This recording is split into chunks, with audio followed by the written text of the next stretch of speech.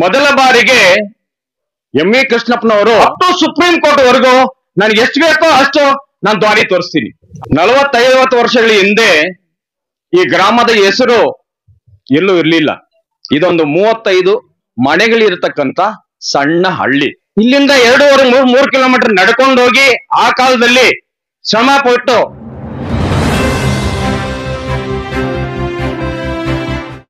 ಅಲಂಕರಿಸಿರ್ತಕ್ಕಂತ ಈ ತಾಲೂಕಿನ ದಂಡಾಧಿಕಾರಿಗಳಾಗತ್ತಂತ ಗೀತಾ ಮೇಡಮ್ನವರೇ, ಹಾಗೂ ನಮ್ಮ ಪಂಚಾಯಿತಿಯ ಅಧ್ಯಕ್ಷರೇ ಹಾಗೂ ಸ್ನೇಹಿತರಾಗಿರ್ತಕ್ಕಂಥ ಕೃಷ್ಣಪ್ಪರವರೇ, ಹಾಗೂ ಎಲ್ಲ ಬಂಧು ಬಳಗದವರೇ, ಎಲ್ಲ ಸುತ್ತಮುತ್ತಲಿನ ಗ್ರಾಮಸ್ಥರೇ, ಸ್ನೇಹಿತರೆ, ನಮ್ದು ಪುಟ್ಟ ಗ್ರಾಮ. 40-50 ವರ್ಷಗಳ ಹಿಂದೆ ಈ ಗ್ರಾಮದ ಹೆಸರು ಎಲ್ಲೂ ಇರ್ಲಿಲ್ಲ. ಮೊದಲ ಬಾರಿಗೆ ಎಂ.ವಿ. ಕೃಷ್ಣಪ್ಪನವರು 86 ಅಲ್ಲಿ ಈ ಊರಿಗೆ ಬರ್ಬೇಕಾದ್ರೆ ಈ ಊರಿಗೆ ದಾರಿ ಇರ್ಲಿಲ್ಲ. ಮೊಟ್ಟ ಮೊದಲ ಬಾರಿಗೆ ಅವ್ರನ್ನ ಎದುರಾಕೊಂಡು ನಾನೇ. ಈ ಕಡೆ ಬರ್ಬೇಕಾದ್ರೆ ಫುಲ್ ಕಲ್ಲುಗಳಿತ್ತು, ಬಂಡಿಗಳು ಕೂಡ ಬರಕ್ ಆಗ್ತಾ ಇರ್ಲಿಲ್ಲ. ಈ ಕಡೆ ಬರ್ಬೇಕಾದ್ರೂ ತುಂಬಾ ಕಷ್ಟ ಇತ್ತು. ಅಲ್ಲಿ ಮೇನ್ ರೋಡ್ ಅಲ್ಲಿ ನಿಲ್ಸ್ಬಿಟ್ಟು ಈ ಹಳ್ಳಿಗೆ ಬರ್ಬೇಕಾಗಿತ್ತು. ಅಂತ ಪರಿಸ್ಥಿತಿ ಇತ್ತು ಈ ಹಳ್ಳಿಗೆ. ಇದೊಂದು 35 ಮನೆಗಳಿರತಕ್ಕಂತ ಸಣ್ಣ ಹಳ್ಳಿ. ಆದ್ರೂ ಸಹ ನಮ್ಮಲ್ಲಿ ಒಂದು ಛಲ ಇದೆ ಈ ಹಳ್ಳಿಗೆ. ಇಲ್ಲಿಂದ 4 ಡಾಕ್ಟರ್ಗಳನ್ನು ಕೊಟ್ಟಿದ್ದೀವಿ, 8 ಜನ ಇಂಜಿನಿಯರ್ ಕೊಟ್ಟಿದ್ದೀವಿ, ಅಮೆರಿಕದಲ್ಲಿದ್ದಾರೆ, ಬಾಂಬೆದಲ್ಲಿದ್ದಾರೆ, ಹೈಕೋರ್ಟ್ ನ ವಕೀಲರಾಗಿ ನಾನು ಕೆಲಸ ಮಾಡ್ತಾ ಇದ್ದೀನಿ. ಈ ಹಳ್ಳಿನಲ್ಲಿ ನನ್ನ ಅಣ್ಣ ರವೀಂದ್ರ ಬಾಬು ಅವರು ವಕೀಲರಾಗಿದ್ದಾರೆ, ಹಾಗೂ ನನ್ನ ತಮ್ಮ ಮಂಜುನಾಥ್ ಕೂಡ ವಕೀಲರಾಗಿದ್ದಾರೆ. ನಮ್ಮ ಮಿಸ್ಸಸ್ ಶ್ರೀಮತಿ ರುಕ್ಮಿಣಿ ಅವರು ಕೂಡ ಹೈಕೋರ್ಟ್ ನ ವಕೀಲರಾಗಿದ್ದಾರೆ. ಇದೊಂದು ನಿಜವಾಗ್ಲೂ ಹೇಳ್ತೀನಿ, ಮೇಡಮ್ ಅವರಾಗ್ಲಿ ನಾನಾಗ್ಲಿ ಈ ಊರಿಗೆ ತುಂಬಾ ಋಣಭಾರಿ ಆಗಿದ್ದೀವಿ ಇಲ್ಲಿ ಹುಟ್ಟಿರೋದಕ್ಕೆ.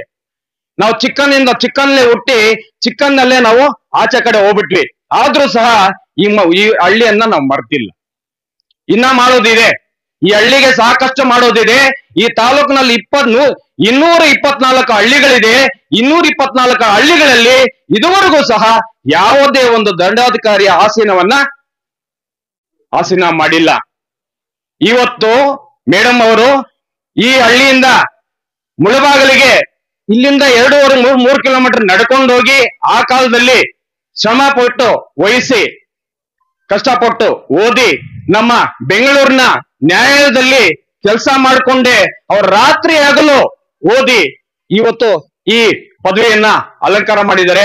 ಹೆಣ್ಮಕ್ಳಿಗೆ ತಾಯಂದ್ರಿಗೆ ನಾನು ಮನವಿ ಮಾಡ್ಕೊಳ್ತೀನಿ, ತಾಯಂದ್ರೆ ನಿಮಗೆ ಈ ಭೂಮಿಗೆ ಇರ್ತಕ್ಕಂತ ಸಹನೆ ಇದೆ, ದಯವಿಟ್ಟು ಮಕ್ಕಳನ್ನ ಈ ವಿದ್ಯಾಭ್ಯಾಸ ಕೊಡಿ. ನೀವು ಏನು ಕೊಡಬೇಡಿ, ಅವರಿಗೆ ಕಷ್ಟ ಕೊಡಿ, ವಿದ್ಯಾಭ್ಯಾಸ ಕೊಡಿ. ಅದು ಕೊಟ್ಟಿದ್ದೆ ಆದ್ರೆ ಈ ಅತ್ಯುನ್ನತ ಶಿಖರವನ್ನ ಹೇಳೋದಕ್ಕೆ ನಮಗೆ ಅನುಕೂಲ ಆಗತ್ತೆ. ನನ್ನ ಚಿಕ್ಕನ್ನಲ್ಲೇ ತಂದೆ ತಾಯಿ ತೀರ್ಕೊಂಡಿದ್ದಾರೆ, ಆದ್ರೂ ಸಹ ನಾನು ಛಲ ಬಿಡ್ಲಿಲ್ಲ. ಇದೇ ಕುಗ್ರಾಮದಲ್ಲಿ ಇದ್ದೋ ಬಿಡ್ಬೋದಾಯ್ತು ನಾನು. ಇದೇ ನಮ್ಮ ಡೈರಿನಲ್ಲಿ ಟೆಸ್ಟರ್ ಕೆಲಸ ಮಾಡಿದೀನಿ ನಾನು. ಟೆಸ್ಟರ್ ಕೆಲಸ ನಮ್ಮ ತಾಯಿ ಸತ್ತೋಗಿರ್ಬೇಕಾದ್ರೆ ಟೆಸ್ಟರ್ ಕಲ 150 ರೂಪಾಯಿ ಕೊಡ್ತಾ ಇದ್ದೀನಿ ನನಗೆ. ಆದ್ರೂ ನಾನೊಂದು ಗುರಿ ಮುಟ್ಬೇಕು ಅನ್ನೋ ಛಲ ಒಂದಿತ್ತು. ಡಿಗ್ರಿ ಮಾಡಿದೆ, LLB ಮಾಡಿದೆ, MA ಮಾಡಿದೆ, LLM ಮಾಡಿದೆ. ಅದು ಒಂದು ಗುರಿ ಅನ್ನೋದಿರ್ಬೇಕು. ಅದೇ ರೀತಿ ಈ ಹಳ್ಳಿಯಿಂದ ಈ 3 ಹಳ್ಳಿಗಳಿಂದ ನಾನು ಚಾಲೆಂಜ್ ಮಾಡಿ ಹಾಕ್ತೀನಿ. ಇವತ್ತು ನೀವು ಬನ್ನಿ, ನಿಮಗೆ ದಾರಿ ನಾನು ತೋರಿಸ್ತೀನಿ. ಯಾರೇ ಬರ್ಬೋದು, ನಾನು ಇಷ್ಟು ಓದಿದ್ದೀನಿ, ಬನ್ನಿ ಅಪ್ ಟು ಸುಪ್ರೀಂ ಕೋರ್ಟ್ ವರೆಗೂ ನನಗೆ ಎಷ್ಟು ಬೇಕೋ ಅಷ್ಟು ನಾನು ದಾರಿ ತೋರಿಸ್ತೀನಿ. ಆ ಭಗವಂತ ಅಷ್ಟೊಂದು ಶಕ್ತಿ ಕೊಟ್ಟಿದ್ದಾನೆ. ಇವತ್ತಿನ ದಿನ ನೀವೆಲ್ಲರೂ ಇಲ್ಲಿ ಸೇರಿದ್ದೀರಾ, ಅರ್ಥ ಆಯ್ತಾ? ಎಲ್ಲರಿಗೂ ಅರ್ಥ ಆಗಿದೆ ಅನ್ಕೊಂತೀನಿ. ಇನ್ನ ನಾವು ಮಾಡ್ಬೇಕಾದ ಕೆಲಸಗಳು ತುಂಬಾ ಇದೆ. ಈಗ ತಾನೇ ಬಂದಿರತಕ್ಕಂತ ನಮ್ಮ ಬುಚ್ಚಣ್ಣವರಿಗೆ ಈ ಗ್ರಾಮದ ಪರವಾಗಿ ಸ್ವಾಗತವನ್ನು ಬಯಸ್ತಾ ಇದ್ದೀನಿ. ಸ್ನೇಹಿತರೆ, ಈ ಹಳ್ಳಿನಲ್ಲಿ ಎಲ್ರೂ ನನಗೆ ಸಹಕಾರ ಮಾಡಿ ನಮ್ಮ ತಾಯಿ ಸತ್ತಾದಾಗ ಎಲ್ರೂ ನನ್ಗೆ ಊಟ ಕೊಟ್ಟಿದ್ದೀರಿ, ಆಶಯ ಕೊಟ್ಟಿದ್ದೀರಿ. ಆ ಋಣವನ್ನ ನಾನು ತೀರ್ಸ್ಬೇಕೋದಿದೆ. ಅದನ್ನ ತೀರ್ಸಿ ಅಂತ ಮಾತು ಕೊಡ್ತಾ ಈ 2 ಮಾತನ್ನ ಮುಗಿಸ್ತಾ ಇದ್ದೀನಿ. ಜೈ ಹಿಂದ್, ಜೈ ಕರ್ನಾಟಕ.